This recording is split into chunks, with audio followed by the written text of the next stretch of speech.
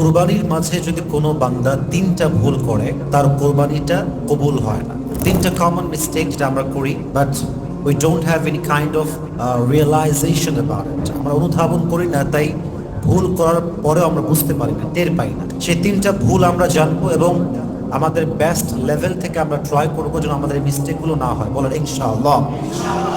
Number one mistake, নিয়তে ভেজাল। আমাদের অনেকে কোরবানি দেয় জাস্ট ফর শো অফ, লোককে দেখাতে চায় যে আমাদের গরু কত বড়। হ্যাঁ। দুই, কোরবানির ক্ষেত্রে একটা কমন মিস্টেক আমরা করি, এটা হচ্ছে পশু এমন ক্রয় করি মাঝে মাঝে আমরা যেটা আয়েবযুক্ত হয়। আয়েবযুক্ত মানে কি, গরুর কোনো একটা ফল্ট থাকে।